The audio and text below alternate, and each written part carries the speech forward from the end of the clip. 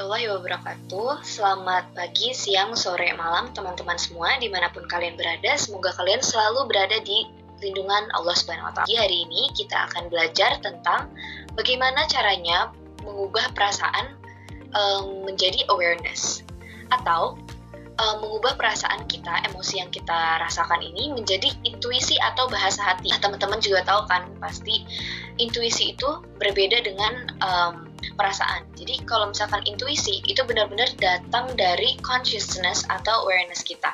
Nah, intuisi inilah yang menghidupkan intelek atau intelligence kita. Seperti yang sudah pernah dikatakan oleh Nabi Muhammad SAW di hadisnya, istafti qalbaka.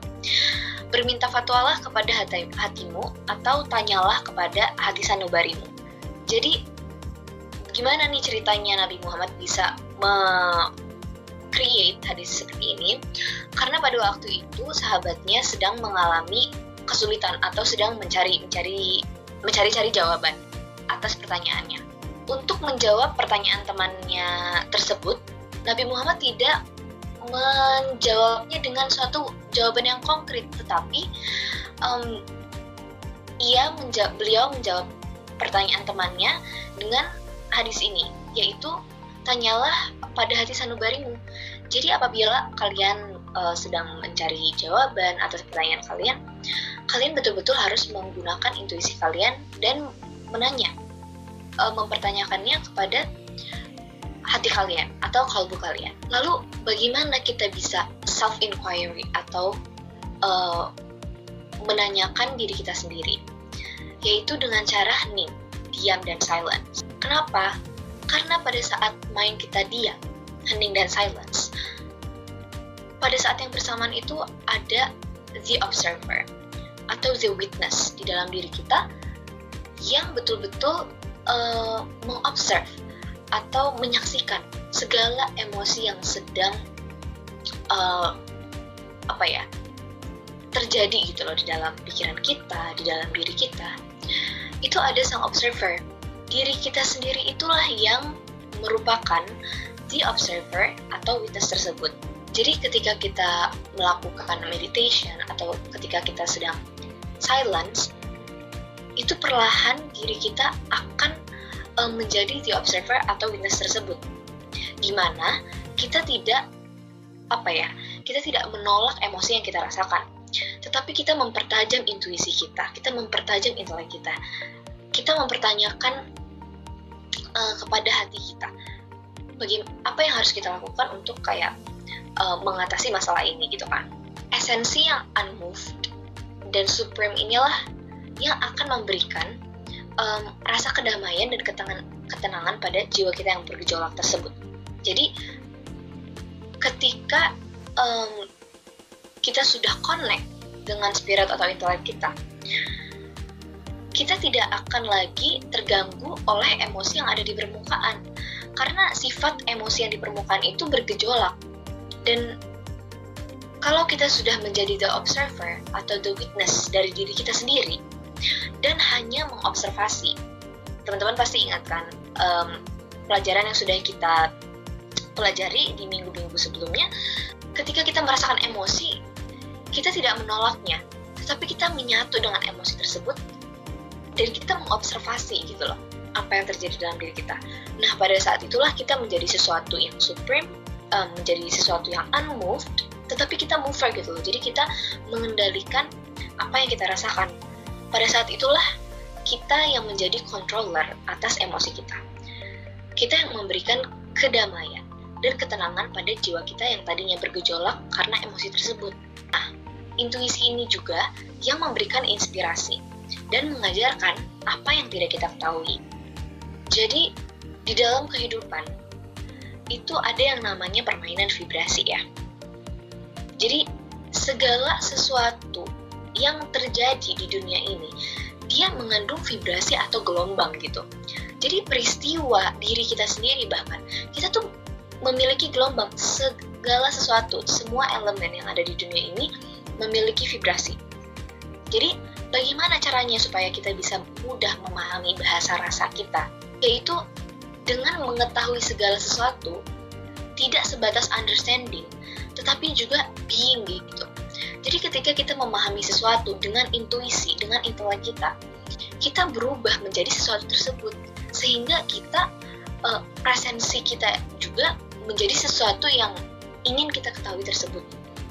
Ketika kita mendiamkan pikiran atau psychological mind kita, jadi kita mendiamkan psychological mind kita, itu intuisi akan bekerja. Jadi consciousness dan awareness kita yang ada di the true self kita itu akan bekerja dan membaca vibrasi atau gelombang apapun. Jadi kita bisa mengetahui segala peristiwa dan makna di baliknya.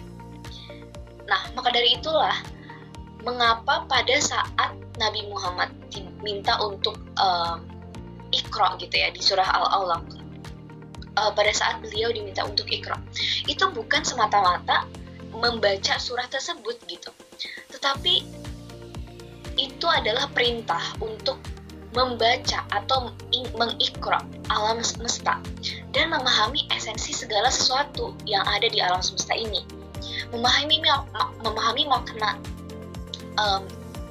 yang ada di balik peristiwa yang terjadi, atau seperti yang sudah kita pelajari di minggu-minggu sebelumnya, memahami pesan bijak yang dibawa oleh emosi kita gitu.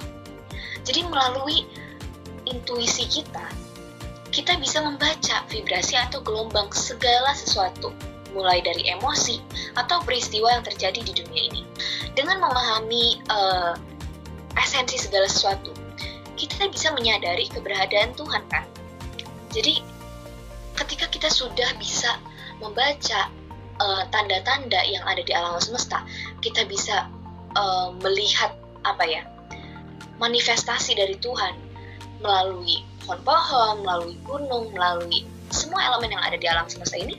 Kita bisa menyadari keberadaan Tuhan dan juga memahami apa pesan yang ingin Ia sampaikan melalui peristiwa-peristiwa tersebut. Sedangkan kalau kita masih terbatas gitu di pikiran yang di permukaan, yang energinya itu bergejolak, atau bisa kita sebut juga sebagai mind attack, itu kita masih kita belum jadi observer gitu. Kita belum bisa membaca vibrasi atau gelombang peristiwa di dunia ini. Jadi kita masih di ranah periferal, kita masih di permukaan. Sedangkan mind attack ini tidak akan bisa mempertahankan kekuatannya di hadapan sang observer. Jadi bagaimana caranya supaya kita bisa mengeliminasi mind attack ini? Ya kita harus menempatkan diri kita di presensi sang observer atau the witness. Caranya untuk menghindari mind attack juga bisa dengan cara tidak mengidentifikasikan diri kita dengan apapun. Jadi don't identify with anything. Just stay empty and just keep being present. Kita harus silent, harus benar-benar mengosongkan diri kita supaya kita tidak mengidentifikasikan diri kita dengan apapun, termasuk dengan emosi kita. Tapi ini bukan berarti kita menolak emosi kita ya. Jadi kita tidak mudah terpengaruh oleh emosi kita. Kita bukan menghindari, tetapi kita hanya diam mengobserve emosi kita sehingga kita tidak mengidentifikasikan diri kita dengannya. Ada 3 cara stay empty dan keep being present, yaitu dengan mendiamkan pikiran, maksudnya mendiamkan psychological mind. Yang kedua, mengosongkan diri kita dari vibrasi force, karena force ini beda ya dengan power. Yang ketiga, itu kita masuk ke the state of not knowing. Tetapi ini bukan berarti kita tidak memiliki pengetahuan apapun. Jadi, the state of not knowing ini, kita tidak memaksakan pengetahuan kita gitu loh. Jadi kita benar-benar membiarkan ilham itu mengalir, membiarkan pengetahuan itu mengalir. Intuisi ini bisa dibilang detektor rasa gitu. Kita tidak merasakan apa-apa selain rasa damai dan tenang kalau misalkan kita mengaktifkan intuisi kita. Dan kita selalu merecite, hanya Engkau ya Allah yang tahu tentang perasaanku, dan aku pasrahkan rasa ini apapun petunjuk. Jadi bukan kitalah yang mengetahui perasaan kita, tetapi Allah atau the observer dan the witness tersebut yang mengetahui perasaan kita. Jadi kita menyerahkan perasaan kita kepada mereka. Bagi seseorang yang melakukan soul journey, dia itu sedang melakukan perjalanan transkosmik. Vibrasi itu ada dari alam dan manusia kan. Jadi seperti yang sudah saya katakan tadi, semua peristiwa di dunia ini, bahkan kita sendiri, itu memiliki vibrasi atau gelombang. Kita dan alam semesta itu memiliki hubungan gitu. Kita memiliki connection. Kita saling mempengaruhi dan kita menciptakan kejadian atau peristiwa